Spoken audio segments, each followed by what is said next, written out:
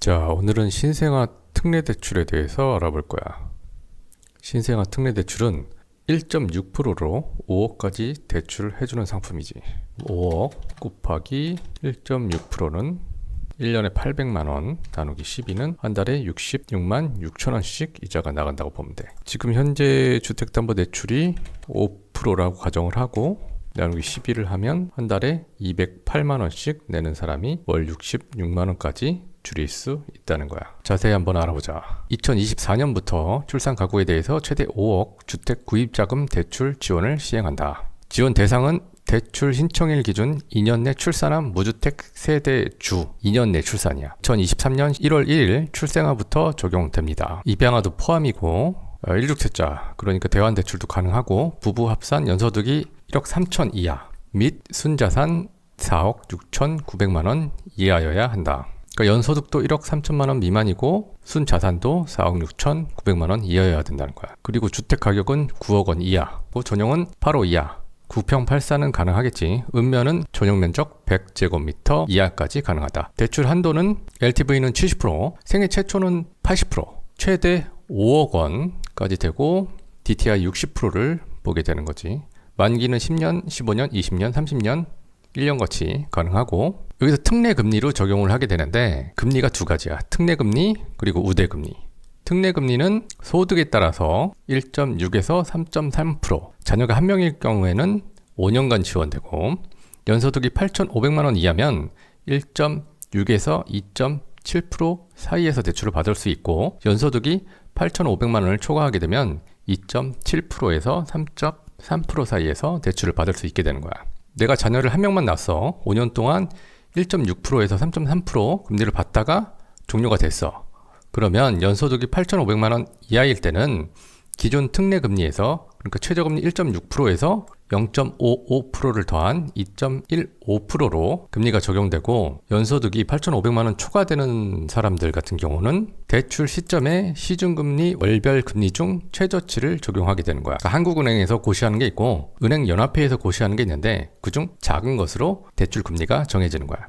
그리고 우대금리 1, 2, 3 중복이 가능해. 특례금리 종료 후에도 우대금리는 적용이 유지가 된다. 자, 기존 자녀는 한 명당 0.1%, 그 다음에 추가 출산하면 한 명당 0.2%, 그 다음에 청약가입이 0.3에서 0.5%, 신규 분양은 0.1%, 전자계약하면 0.1%가 할인이 된다. 청약저축 통장에 5년 이상 가입이 되어 있으면 0.3, 10년 이상 0.4, 15년 이상은 0.5%. 대부분은 신혼부부니까 한 10년 정도? 0.4% 정도 되지 않을까? 그리고 추가 출산을 하게 되면 아이 한 명당 금리는 0.2% 인하, 그리고 특례기간, 요 특례기간이 5년이 연장되는 거야.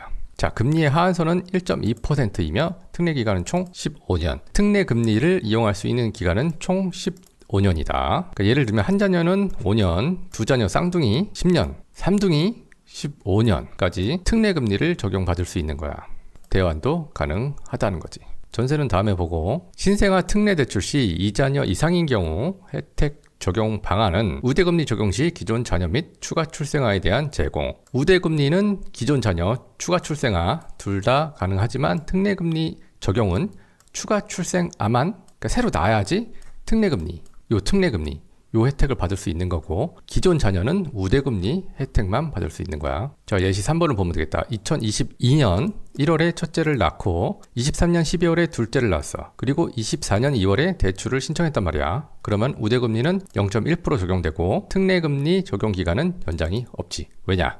2023년 출생한 둘째 자녀에 대해 2023년도에 태어난 아이들 기준이 되는 거야. 특례금리는 2023년 특례금리를 적용받으려면 2023년 1월 1일 이후에 태어난 아이들만 적용되는 거고 그 전에는 적용이 안 돼. 그리고 우대금리는 하지만 2년 이내에 출생한 자녀까지 해당이 되니까 2021년 1월에 태어난 아이 우대금리 0.1% 우대금리 받을 수 있는 거야. 자, 신생아 특례대출 받은 후에 추가 출산하면 어떻게 되냐? 한 명당 0.2% 금리가 인하되고 특례 기간이 5년이 연장이 되는 거야. 단 대출 만기 상환 연장은 되지 않아. 그러니까 특례기간 만료 전에 출산을 한다면 아이가 한 명 더 태어난다면 우대금리도 적용이 되고 특례금리도 기간이 연장이 가능해. 그럼 특례기간 만료 후에 출산을 하게 되면 어떻게 되냐?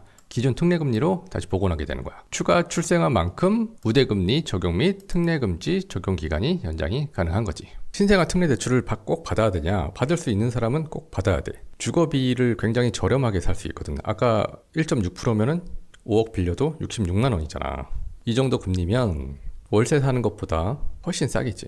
만약에 5억짜리 전세를 월세로 산다고 하면 한 달에 200만 원 정도, 150에서 200 사이의 월세가 나가게 될 거야.